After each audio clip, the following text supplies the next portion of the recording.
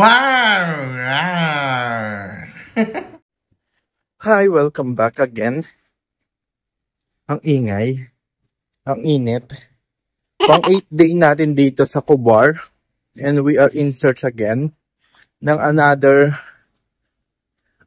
restaurant. Another kainan dito sa Cobar.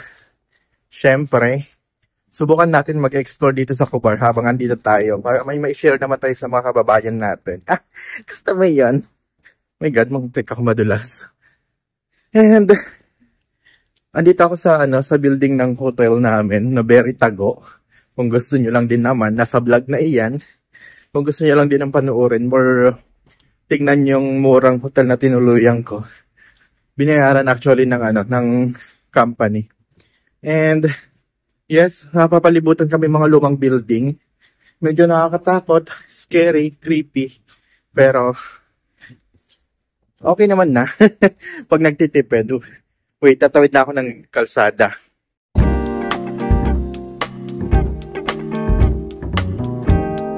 So marami na ring restaurant rito ng mga Pinoy resto na nagsarado. Ewan ko, siguro dahil nalugi or what. Kasi nga nagmamahala na din. And yes, isa to sa Tito Ron's restaurant na nagsarado. So I'm here na. Ito na yung pakay natin. Sea meal.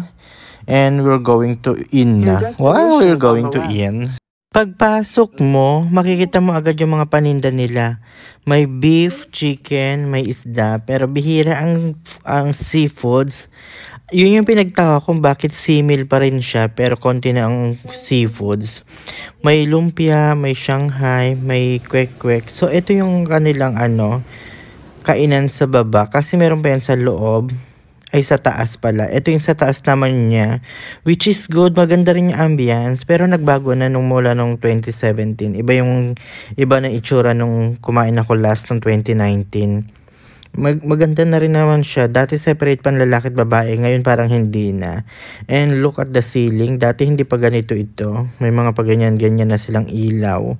Dati isang light lang. And this is the CR. Which is good. Ang ganda ng CR nila. Separate pa rin ang lalaki at babae. And typical CR pa din.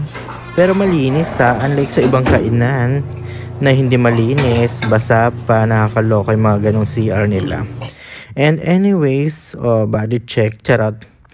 At maganda rito yung CR nila. Laki ng salamin. Makikita mo agad yung pagtaba mo, charot. So, eto pa rin yung tuwang-tuwa ako. Yung tissue dispenser nila, electronic. Ano siya? Hindi siya tinatouch. Basta ako lang sa sensor lang. Which is good, nakakatuwa. Iwas sa fomites, ganon. So, anyway, going back to my order. Ito yung in-order ko. Barbecue chicken.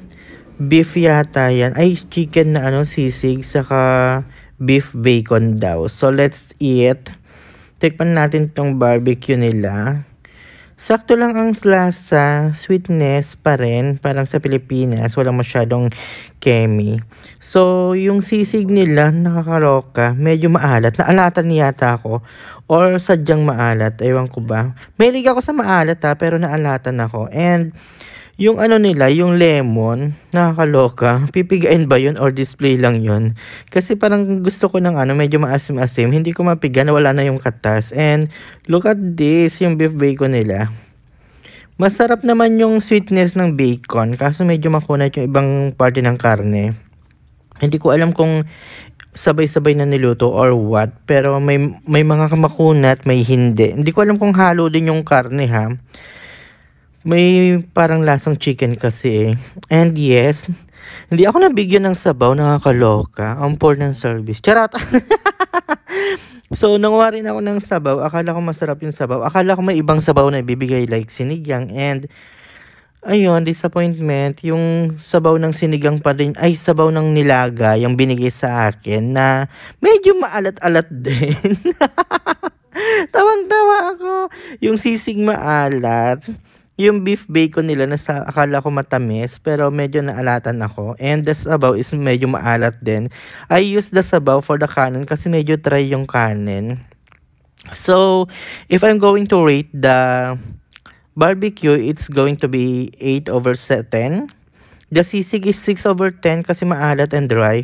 Saka konko lang yung asim. And the beef bacon is 6/10. Wala lang, makunat. Ingat dito kasi ergonomically incorrect siya. And that's it. Thank you so much for watching.